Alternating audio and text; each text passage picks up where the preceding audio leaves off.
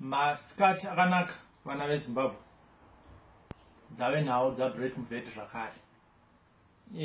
Nyaya yanhasi inyaya inowanzoshandiswa nevanhu vari kutadza kuita basa ratakavavhotera kuti vaite.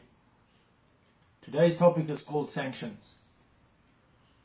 Nhasi mukafamba munyika yedu, mumigwagwa, zvikoro, zvipatara, zvinhu zvose in fact zvinochengetwa nehurumende, unongoona pakangoparadzwa chete.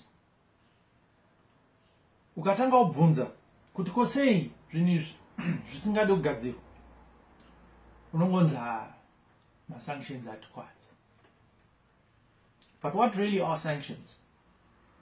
Mugore 2003 USA yakaita masanctions pavanhu 113 nemakambani avo 70.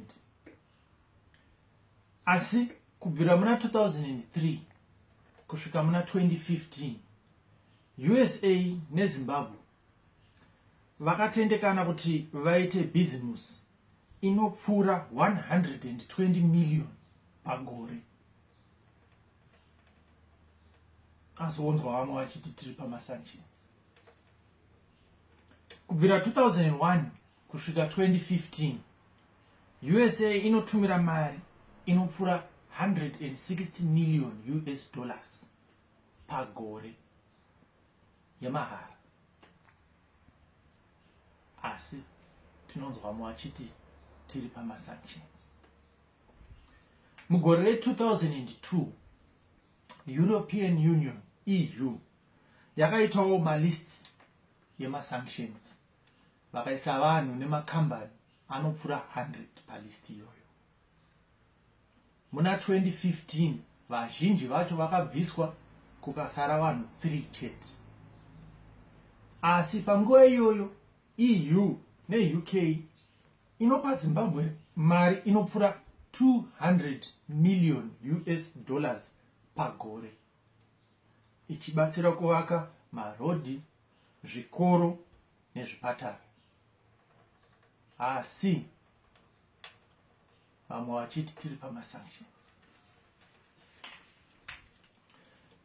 Zvinondishamisa inini ndezvekuti kana pane zvisiri kugadzirwa tinongoti inyaya yemasanctions.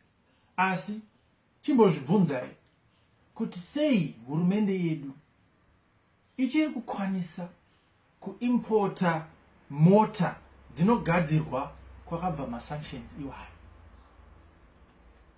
September 2013 takaburitsa 20 million dollars dzekutenga mabenzi, maLand Rover, maToyota ekupa maMP.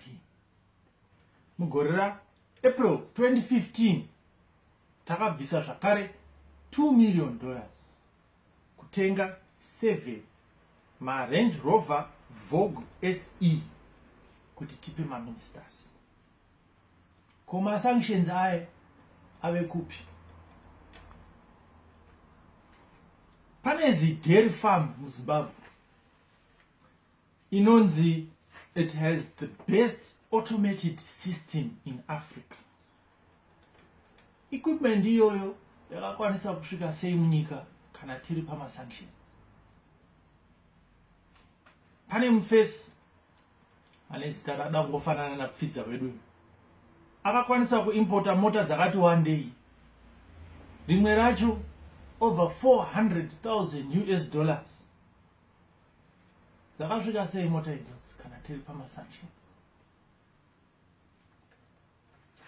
Sezvo isusu wekwanhau dzaBreak Mvete tinoda kukupai news dzechokwadi.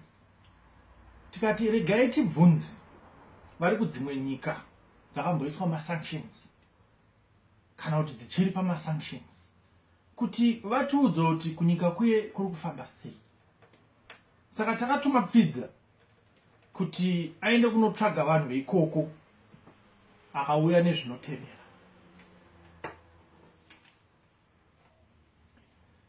Iranian citizen Muhammad Ali akati Iran yakatorambidzwa kutenga kana kutengesa chinhu chimwe chete, asi under sanctions takavaka nuclear bomb matatu 3 dzese.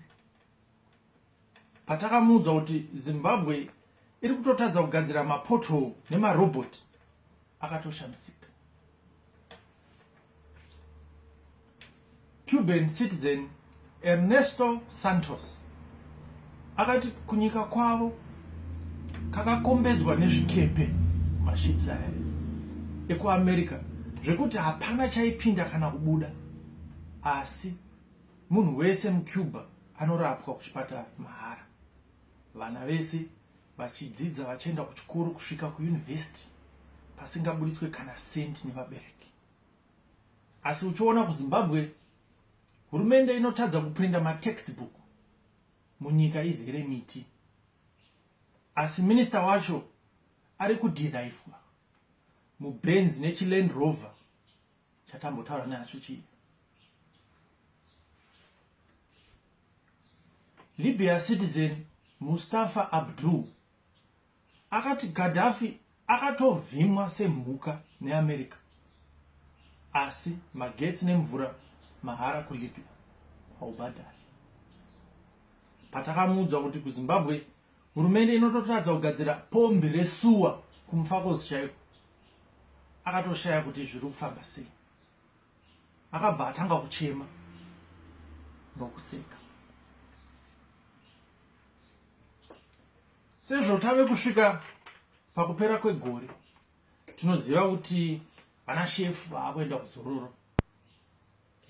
Tiri kukumbira kuti pavanodzoka vambosiye tuhembe nezvimwewo zvavanenge vatora, vakwidzawo mapombi mairi ari kudiwa kuMorton Jeffrey Waterworks. Takaudzwa kuti anowanikwa kuMalaysia ikoko. Ndo panoperera nhau dzaBrett Mveti dzanhasi. If you like what I'm saying and you enjoy the way I'm putting it through, please feel free to like my page. It's called Brett Mveti, and let's see if we can do something to get Zimbabwe working again. Thank you.